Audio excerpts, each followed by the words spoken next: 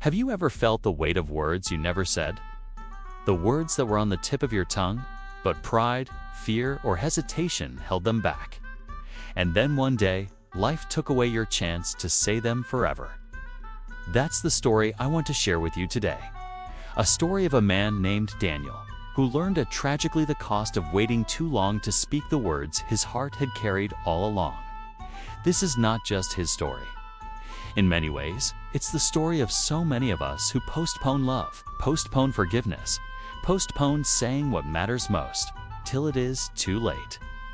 Daniel grew up in a small American town, the kind where everyone knew everyone. Where neighbors waved as they passed, and where life seemed to move just a little slower than in the busy cities. He was raised by a single father, Michael, a man who worked hard as a mechanic to provide for his only son. Their life was not glamorous. Money was always tight. But there was always food on the table, a roof over their heads, and love in the silent seven, if that love was rarely spoken out loud. You see, Michael was one of those men who believed that actions spoke louder than words. He didn't say, "I love you" much, but he showed it. He showed it when he worked late into the night to pay for Daniel's school shoes. He showed it when he fixed Daniel's bike after it broke, even though he was exhausted from a 12-hour shift. He showed it when he sat in the freezing cold, wrapped in a jacket too thin for the winter, just to watch his son play Little League baseball. Michael loved deeply, but he expressed it in the language of sacrifice, not in words. Daniel, however, didn't always see it that way. As a boy, he longed for the kind of father who would say the words, "I'm proud of you." He longed to hear, "You did great out there, son," but those words rarely came. Instead, Michael would simply nod from the bleachers, a faint smile crossing his tired face. And as Daniel grew older, the gap between what was done and what was spoken grew heavier in his heart. By the time Daniel became a teenager, that longing had turned into resentment. He would argue with his father over small things, the curfew, the chores, the car. Deep down, it wasn't about those things. It was about the silence. Daniel wanted affirmation, wanted connection, wanted to hear the words he felt were missing. But Michael was a man of few words, and so the house often felt like a place of quiet misunderstandings, unspoken emotions, and unexpressed love. Then came the years of distance. Daniel left for college, eager to escape the weight of that silence. He didn't call much. His father would sometimes leave voicemails, simple ones like, "Hey, just checking in," or "Hope you're doing well," but Daniel rarely called back.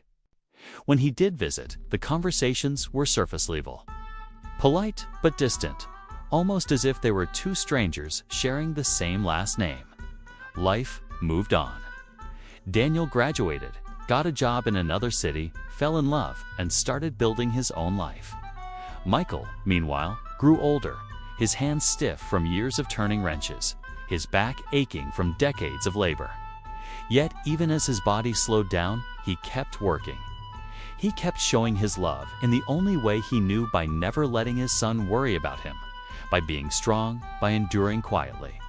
And then, as it so often happens, life threw in the unexpected.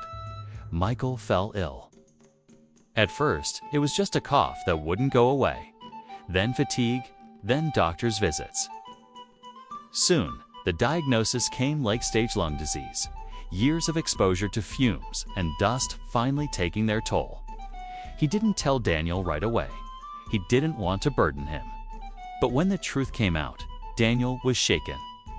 For the first time, he saw his father not as the unbreakable man who had raised him, but as fragile, human, and mortal. Daniel rushed back to his hometown.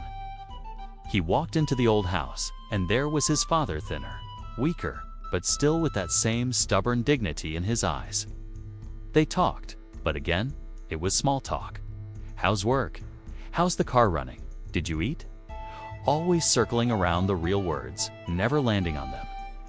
Daniel wanted to say, "Dad, I love you. I appreciate everything you've done." But the words caught in his throat. Michael wanted to say, "Son, I've always been proud of you." But he, too, stayed silent. two men who loved each other deeply, yet kept the most important words locked inside. The days turned into weeks. Michael's condition worsened. He was admitted to the hospital, the machines helping him breathe, the beeping monitors filling the silence.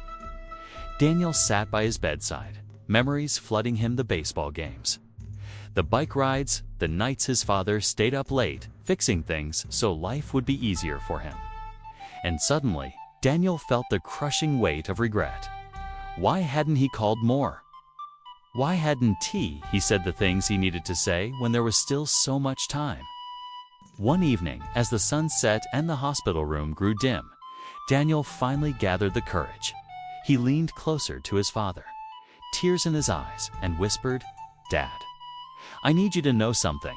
I love you. I've always loved you, and I'm so grateful for everything you've done for me." His voice broke as he continued, "I'm sorry if I ever made you feel like I didn't see it, because I did. I just never said it." For a moment, silence. Michael, too weak to speak much, turned his head slightly. His lips trembled, and with the last strength he had, he whispered back, barely audible, "I've always been proud of you, son. Always." A faint tear slipped from his eye.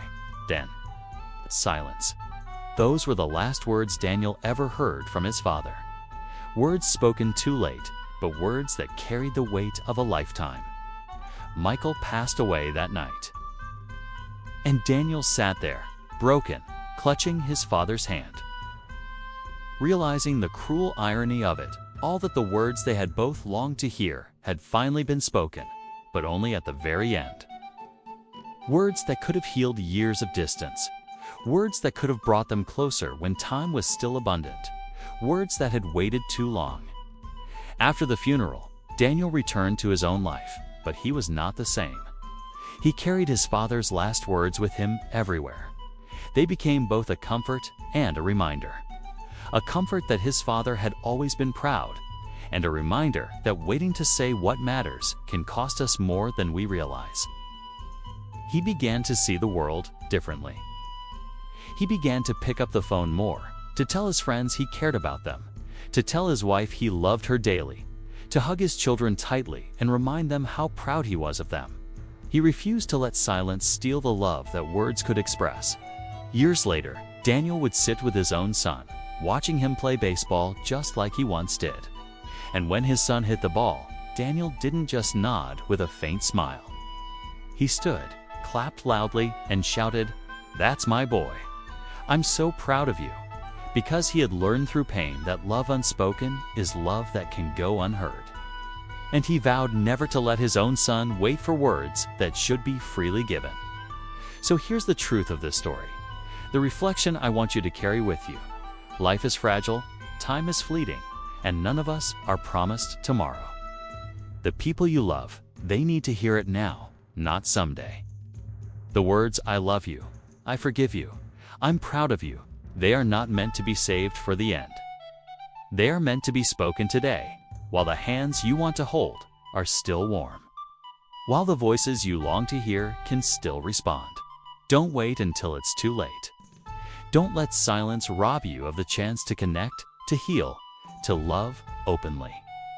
If you've been holding back, if you've been waiting for the right moment, let this story be the nudge you need. Pick up the phone, walk into that room, say the words, because sometimes the most painful thing in life isn't what we did wrong, it's what we never said at all. And maybe, just maybe, if you say it now, you won't have to carry the weight of last words spoken too late.